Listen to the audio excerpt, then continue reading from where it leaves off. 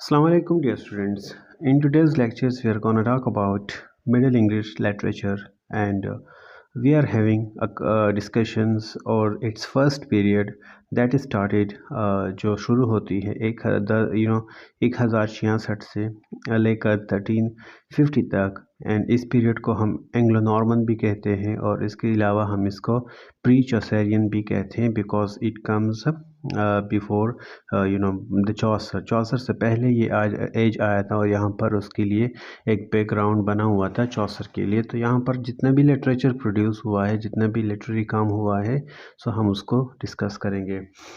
तो सबसे पहले अगर हम देख लेते हैं, डिस्कस करते हैं कि literature of the first Middle English period of the 3 centuries has little intrinsic worth.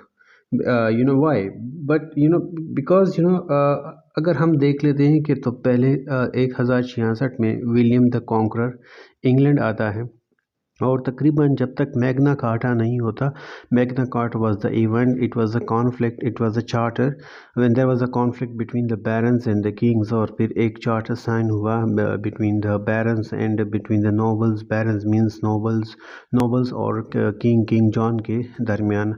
उसके बाद फिर यहाँ पर इंग्लैंड में ख़ास करके इंग्लो नॉर्मन में literature produce start the production of literature in Anglo Norman time. तो यहाँ पर हिस्टोरिकली इम्पोर्टेंट है इन सारी चीज़ों को डिस्कस करना बिकॉज तकरीबन अगर हम देख लेते हैं तो 150 साल तक अबाउट 150 ईयर्स तक ये एज जो था it was considered a baron age, क्योंकि यहाँ पर कुछ प्रोड्यूस नहीं हुआ था, यहाँ पर किसी राइटर ने कोई काम नहीं किया हुआ था। इंग्लैंड जो था वो इंटरनली एंड एक्सटर्नली वॉर में था, कॉन्फ्लिक्ट में था विद डिफरेंट चीज़ों के साथ। विलियम द कॉन्करर था या फिर विलियम द सेकंड था या फिर हम उसके बाद हेनरी द फर्स्ट देख लेते हैं। स्टीफन जो भी किंग आए वहाँ पर उन्होंने सिर्फ पावर के लिए उन्होंने स्ट्रगल किया, स्ट्राइव की। उनकी सिर्फ एक कोशिश थी कि वो किस तरह से ही बस वो थ्रोन पर अपनी जो उनकी जो हेजेमनी है, जो मोनोपोली है, वो बरकरार रख सके और उनके लिए they were in no mood to do something for the betterment of the people. तो लोगों के जो माइंड थे वो फ्री नहीं थे। एंड सेकेंडली यहाँ पर ये जो किंग्स आए थे ये नॉर्मेंडी के किंग्स थे, ये वाइकिंग्स के किंग थे एंड इनके जो इंसेस्टर थे वो फ्रांस में ही थे। तो यहाँ पर there was a contempt, there was a hatred between the race, the Anglo-Saxon, between the people of Anglo-Saxon and Anglo-Norman। तो उनके दरमियान एक नफ़रत सा था, एक कंटेम्प्ट सा था। तो इस वजह से फिर जो सुपीरियर लिटरेचर था एंग्लो सैक्सन का वो फेड अप हुआ और मतलब गायब हुआ, डिसअपेयर हुआ। क्यों डिसअपेयर हुआ? क्योंकि एंग्लो सैक्सन जो लोग थे वो स्लेव में आए थे and being a slave you are not able to write anything, you can write anything but your work, आपका जो काम है वो उसको इतनी इम्पोर्टेंस नहीं मिलेगी बीइंग अ स्लेव, क्योंकि स्लेव की कोई इम्पोर्टेंस नहीं थी उन दिनों, उस एज में। तो इसलिए तो जो मॉडल था, जो एंग्लो सैक्सन का जो एक रिच ट्रेडिशन था लिटरेचर का, वो स्लोली एंड ग्रेजुअली ख़त्म होने लगा था। हाँ, क्रॉनिकल्स जो थे, जो किंग एल्फ्रेड द ग्रेट ने स्टार्ट किए थे, अभी भी वो क्रॉनिकल्स ही चल रहे थे। ये एक चीज़ थी जो क्रॉनिकल्स जो किंग एल्फ्रेड ने शुरू किए थे और अभी तक एंग्लो नॉर्मन में वो उसका जो कंटिन्यूएशन था वो जारी रहा था।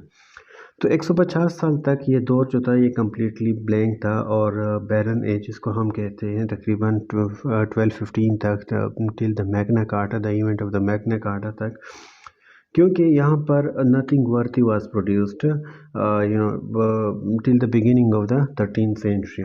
तो इसके जो रीजंस थे, रीज़न मुख्तलिफ, अभी भी मैंने कुछ बताया कि इसके रीजंस मैं बताता हूँ कि इसके रीजंस क्या थे।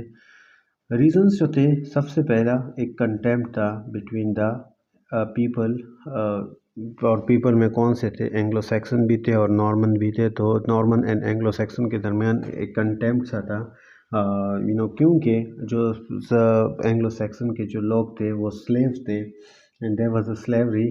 तो वहाँ पर ग़ुलामी थी और ग़ुलामी में कोई लिटरेचर प्रोड्यूस नहीं कर सकता, क्योंकि लिटरेचर के लिए फ्रीडम की ज़रूरत होती है, उसके लिए माइंड का फ्री होना ज़रूरी होता है कि then the writer can write anything what he feels और what he wants to convey. लेकिन उसके लिए एंग्लो सैक्सन के जो लोग थे वो फ्री नहीं थे because they were the slave of the Normans. और इसके अलावा जो स्लेवरी आती है तो फिर हमारे ऑब्वियसली हमें पता है कि इसके साथ साथ फिर कोई फ्रीडम्स वगैरह नहीं होता। तो so there was no freedom at all for the Anglo Saxon period, ये इन 150 साल में। जब मैग्ना कार्टा होता है और किंग जॉन्स वहाँ का किंग होता है, तो वहाँ किंग जॉन्स एक ऐसा किंग होता है कि वो ही lost all the territory to the France in other countries. उसके बाद फिर उसका जो बेटा आता है वो भी इसी तरह से ही लाइक हिज फादर, और उसकी वजह से जितनी बाकी जो टेरिटरी बची रहती है जो इंग्लैंड के साथ होती है, वो they lost all the possession of the foreign land as well. तो उनका जो इंटायरली शिफ्ट जो फोकस होता है वो इंग्लैंड पर आता है। और यहाँ तक कि ये जो टू रेसिस थे, नॉर्मन्स थे और सैक्सन थे, ये दे बिकम वन, वो एक हो गए। और उसके बाद फिर जो था हम जब कहते हैं कि the beginning of the 13th century, it was the century जब उन्होंने एंग्लो नॉर्मन का जो लिटरेचर था प्रोड्यूस होने लगा था। वो इसलिए होने लगा था कि इंग्लैंड जो था they lost all the foreign possession, so the entire focus was shifted to the to the England. मतलब यहाँ पर जो किंग्स थे या जो क्वीन जो नोबल्स थे, बैरन्स थे, जो भी रॉयल फैमिली अपर क्लास से बिलोंग्स करते थे, उनका जो इंटायर जो फोकस था, जो अटेंशन थी, अब अपने मुल्क पर हो गई। और वहाँ पर कुछ बेहतरी आना शुरू हो गई। जब बेहतरी आना शुरू हो गई तो वहाँ पर लिटरेचर को प्रोड्यूस करने के लिए भी उनको एक रूम एक स्पेस मिल चुका था, तो इसलिए उन्होंने लिटरेचर में भी काम करना शुरू कर दिया था। तो एंग्लो सैक्सन, क्योंकि इससे पहले अगर हम 150 साल तक अगर हम पहले देख लेते हैं, तो एक तो ये था कि एंग्लो सैक्सन की जो लैंग्वेज थी, जिसको ओल्ड इंग्लिश लैंग्वेज कहा जाता था, इसको प्रिवेंट किया गया था, इसको लो लेवल तक, कॉमन लोगों तक कन्फाइन कर दिया गया था। क्योंकि यहाँ पर अगर हम इस चीज़ को देख लेते हैं, एंग्लो नॉर्मन, तो यहाँ पर Anglo represent the old English. यहाँ पर हम इसको ओल्ड इंग्लिश में, और नॉर्मन में हमारे पास दो किस्म के लैंग्वेजेस आते हैं। एक है हमारे पास लैटिन और दूसरा है हमारे पास French. So it is a combination of this three languages. जब यहाँ पर नॉर्मन्स आते हैं तो जो ओल्ड इंग्लिश होती है वो लिमिटेड हो जाती है to the working class people और to the lower class people, and the religious class were speaking in the Latin, they were following the Latin language for their church services, and likewise the royal family, the upper class people, following the but speaking the French, and they are doing every affair in the French language. So because French का जो मकाम था, Prestige था, वो सबसे ज़्यादा था rank में लैटिन और फ्रेंच, और जो इन्फीरियर लैंग्वेज थी वो तो इंग्लिश लैंग्वेज थी। तो इसलिए इन्फीरियर लैंग्वेज में जो लिटरेचर प्रोड्यूस होता है उसको इतनी पज़िराई नहीं मिलती, तो ये it is not much appreciated. लेकिन जब मैग्ना कार्टा होता है तो यहाँ पर जो ओल्ड इंग्लिश होता है वो दोबारा से उसमें रिवाइव आ जाती है। They revive the old English language, जिससे मिडिल इंग्लिश लैंग्वेज फिर बन जाती है, बिकॉज लैटिन और फ्रांस का इन्फ्लुएंस इस पर बहुत ज़्यादा होता है, and lot of the vocabularies enter into the old English language, and इसके साथ साथ इसकी प्रोनाउंसिएशन भी चेंज हो जाती है। They are come different changes in the accent as well. तो इस तरह से जो ओल्ड इंग्लिश होता है उससे मिडिल इंग्लिश बन जाती है। तो एंग्लो सैक्सन में का जो लैंग्वेज था was prevented it from further advance when the Normans come to England. ये तो, और उसके बाद जो था French model had to be followed, because it was still in the अभी जो था अगर हम कह सकें यहाँ पर जो एंग्लो सैक्सन जो अपना एक मॉडल फॉलो कर रहे थे, लेकिन जब नॉर्मन्स यहाँ पर आए तो उन्होंने क्या किया कि उन्होंने इस बात को कि जो भी हमने काम प्रोड्यूस करना है, हमने उसमें जो फ्रेंच जो मॉडल है हमने उसको फॉलो करना था। अब फ्रेंच का जो इटसेल्फ जो अपना जो एक लिटरेरी मॉडल था वो भी अभी तक न्यू था, वो भी इन्फेंसी में था, तो वो भी इतना डेवलप नहीं था। इसलिए जो उनका जो लिटरेचर था, हम उसके लिटरेचर को इतना ग्रेट लिटरेचर नहीं कह सकते थे उन दिनों को। और दूसरी बात ये थी कि उनका जो फ्रेंच मॉडल था, अभी भी मैंने कहा कि वो न्यू था, तो इसलिए एंग्लो सैक्सन थे या फिर इंग्लैंड के जो लोग थे वो फ्रेंच मॉडल को फॉलो कर रहे थे, तो इसलिए उनका जो लिटरेचर था इतना प्रोमिनेंट नहीं बना था उस टाइम। लेकिन जब जैसे ही 13 एंड 14 सेंचुरी शुरू हो जाती है, so it develop into the dominant literature. उसके बाद फिर ये डोमिनेंट लिटरेचर में शिफ्ट हो जाती है। And in the 13th century English literature revive the French model but not the Anglo Saxon model, क्योंकि जो प्रोमिनेंट मॉडल उस टाइम फिर बना तो वो था फ्रेंच मॉडल। उसमें भी बहुत सारा काम हुआ था फ्रेंच मॉडल में, द फ्रेंच राइटर्स ने काम किया था, तो फ्रेंच मॉडल भी अपने आप को वो मनवा चुका था तब तक 13th सेंचुरी तक। तो इसलिए जब 13th सेंचुरी में इंग्लैंड में काम शुरू हुआ तो उन्होंने जो मॉडल अडॉप्ट किया था वो भी फ्रेंच मॉडल को, जैसे ही वो नॉर्मन्स आए थे और उन्होंने फ्रेंच मॉडल को जोर दिया था। हालांकि इतना ज़्यादा काम नहीं हुआ था, लेकिन जो भी लोकली या जो भी इधर उधर का काम करने की कोशिश करता था, so they were force to follow the French model. लेकिन तब तक वो इतना डेवलप नहीं हुआ था, लेकिन 13th सेंचुरी तक फ्रेंच मॉडल इटसेल्फ डेवलप हुआ था और तब तक ओपनली भी लोग फ्रेंच मॉडल को फॉलो करने लगे थे। तो हम यहाँ पर सिर्फ ये डिफरेंस को देखेंगे, the difference between the Normans model and the Anglo Saxon model. इन दोनों के दरमियान में फ़र्क कौन सा है। सो फ्रेंच में अगर हम देख लेते हैं फ्रेंच मॉडल को, we have a French model and we have a Saxon model. ये दो तरह के मॉडल थे। लोग पहले एंग्लो सैक्सन में सैक्सन मॉडल को फॉलो कर रहे थे, लेकिन जब नॉर्मन आए तो फिर उन्होंने डेफिनेटली फ्रेंच मॉडल को शुरू किया। अब फ्रेंच मॉडल जो था वो बहुत ही गे था, there was a element of the humour, वो गे था एंड कलरफुल था फ्रेंच मॉडल जो था। And French model was very colourful, वो बहुत ज़्यादा कलरफुल था और इसके साथ साथ कलरफुल इन स्पिरिट था। ये जो हमारे पास जो फ्रेंच मॉडल है, इसके साथ साथ इसकी जो वोकैबलरी थी, फ्रेंच मॉडल की vocabulary, it was very soft vocabulary थी। इसकी जो वोकैबलरी थी वो बहुत ही ज़्यादा सॉफ्ट थी। एंड उसके साथ साथ इनमें जो म्यूज़िकल था, जो एलिमेंट ऑफ द म्यूज़िक था, इसमें म्यूज़िकल एलिमेंट्स भी पाए जाते थे। Musical in rhythm, it's rhythm हम इसको कह सकते हैं, म्यूज़िकल एंड रिदम वर्सिज़म हम इसको ये कह सकते थे, वर्सिज़म। अब यहाँ पर इनका जो लिटरेचर था, इसमें एक और भी फीचर थी कि इनका जो लिटरेचर था फ्रांस के मॉडल का, जो नॉर्मन के टाइम में हम फॉलो कर रहे थे, ये ब्राइट भी था। इसको हम ब्राइट लिटरेचर भी कह सकते थे, ब्राइट लिटरेचर। एंड इसके साथ साथ ये क्या था, रोमांटिक था, और रोमांटिक भी था और इंटरटेनिंग भी। ये इंटरटेनिंग लिटरेचर था क्योंकि इसमें एलिमेंट्स ऑफ द ह्यूमर थे। और यही जो मॉडल था, it was adopted by the English writers, bye the English writer, जिन्होंने क्या किया था कि उन्होंने इसको एक अलग लेवल तक फिर पहुंचा दिया था। और ये इंग्लिश राइटर भी इस फ्रेंच मॉडल को फिर एंग्लो नॉर्मन के दौर में फॉलो करने लगे थे। एंग्लो सैक्सन का जो मॉडल था वो चेयरलेस था। एंग्लो सैक्सन का जो मॉडल था वो हमारे पास हम देख लेते हैं, चेयरलेस था। उसमें कोई एलिमेंट ऑफ द ह्यूमर नहीं थे, बहुत ज़्यादा सीरियस था, बहुत ही ज़्यादा सीरियस था।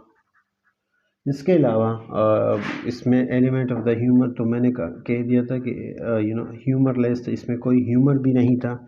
इसके साथ साथ अगर हम देख लेते तो इसकी जो वोकैबलरी थी, वोकैबलरी भी बहुत ज़्यादा हार्ड इन वोकैबलरी। तो वोकैबलरी भी बहुत ज़्यादा स्ट्रॉन्ग वोकैबलरी, हार्ड वोकैबलरी थी, जो आम लोगों की समझ में नहीं आती थी। और इसके अलावा तका देने वाला लिटरेचर था। When you read the Anglo Saxon literature, तो इट इज़ मोनोटोनस। तो ये बहुत ही ज़्यादा इंटरटेनिंग तो बिल्कुल भी नहीं था, मोनोटोनस था। ये हमारे पास अगर हम लिख लेते हैं मोनोटोनस, इन यस एलिट्रेटिव था, एलिट्रेशंस पाई जाती थी।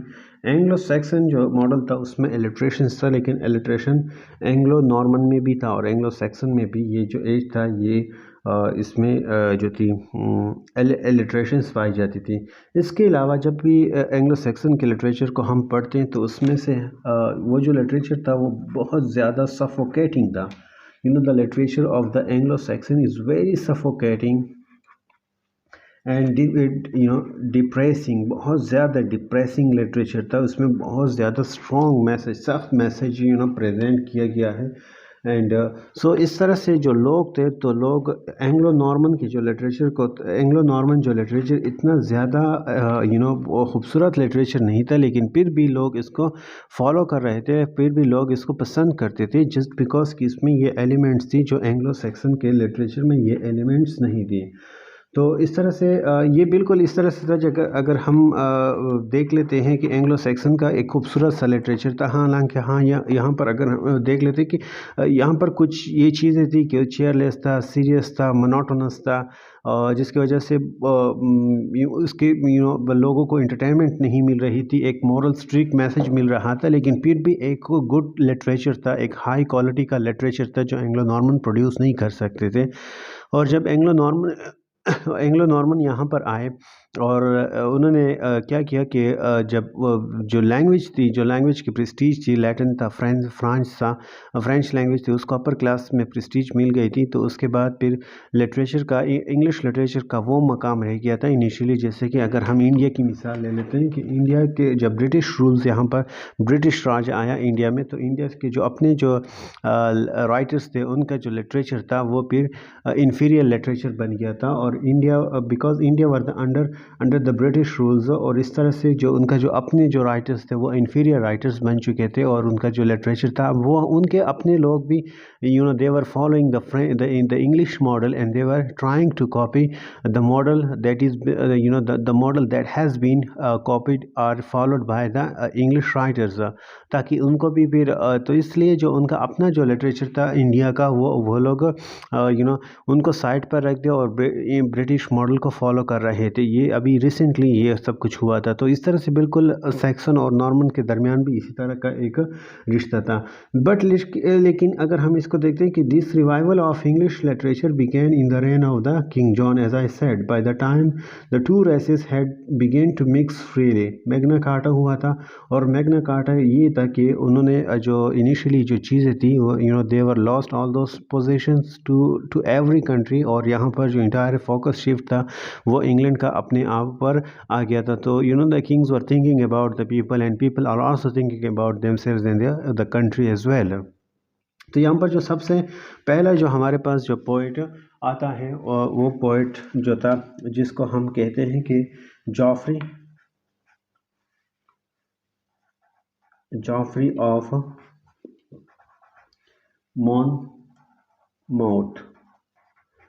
Geoffrey of Monmouth. अब ये क्या था कि इसने एक काम किया था, हिस्ट्री ऑफ ब्रिटानिया एक काम था, उसने ये प्रोड्यूस किया था। और जॉफ्री ऑफ मॉनमौथ जो था, उसने ये रोमांस जो भी चीज़ थी एंग्लो नॉर्मन में, ये याद रखो कि एंग्लो नॉर्मन में जो भी चीज़ थी वो रोमांस लैंग्वेज में लिखी जाती थी। अब ये इसका जो काम था, ये तो पहले वेस्ट ने फ्रांस में ट्रांसलेट किया था, और उसके बाद फिर यहाँ पर वेस्ट के जो वर्जन था उसमें हमारे पास एक और राइटर आता है जिसमें हम उसको कहते हैं लेमन्स ब्रट। अब उसका लेमन का जो काम था वो ब्रट था, इट सिंबलाइज द ब्रूटस। और ये तकरीबन 1205 में प्रेजेंट हुआ था ये काम। और ये काम जो था तकरीबन 30,000 लाइन्स पर ये कंपोस्ट हुआ था, ये लेमन का जो काम था। And it is a legendary history of the Britain named after the Brute, you means Brutus. Brutus कौन था? ब्रूटस, तो Brutus was the grandson of the Aeneas. Brute means Brutus. अब ब्रूटस ग्रैंड सन था किसका? Aeneas का। और Aeneas कौन था? Aeneas actually one of the heroes था ऑफ द ट्रॉय एक वॉर हुआ था। So Brutus is suppose to be the founder of the Britain. So this work is the translation of the French, क्योंकि ये waste के काम से lemons ने क्या किया था, इसको ट्रांसलेट किया था इंग्लिश में। किस लैंग्वेज से ट्रांसलेट किया था? फ्रेंच लैंग्वेज से उसने ट्रांसलेशंस की थी। अब French language for the first time they introduce the story of the king Arthur, क्योंकि इसमें फ्रेंच से यहाँ पर ट्रांसलेट हुआ था, लेकिन उन्होंने किस चीज़ को प्रेजेंट किया था? किंग आर्थर की जो स्टोरीज थी वहाँ पर पहली दफ़ा ये ओल्ड इंग्लिश में उन्होंने प्रेजेंट की थी। अब किंग आर्थर जो था वो कौन था? King Arthur. वो था, it was a warrior, a night who went for the different quest, and during his journey he faced different kind of a trials, tribulation, but he would remain chaste, and he would keep his chastity, अपने आप को वो क्या करते, वो अपने आप को बचाता हर एक ट्रायल्स एंड ट्रिबुलेशन, हर एक टेम्पटेशन से। तो ये किंग आर्थर की इस तरह से कहानियाँ थी। सो हम नेक्स्ट लेक्चर में हम इसके लिटरेचर को डिस्कस करेंगे, जिसमें हमारे पास ये जॉफ्री ऑफ मॉनमिंथ भी है, रोमांस लैंग्वेज भी है, लिरिक्स भी है, और इस तरह से कुछ रिलीजियस पोएम भी है, और जिसमें कर्सर मंडी भी है, और अर्म्यूलम भी है। तो ये सारी कुछ लिटरेचर के जो कुछ पोएम्स हैं, हम इन पोएम्स को डिस्कस करेंगे अपने नेक्स्ट वीडियो में। Thank you so much for today's lecture.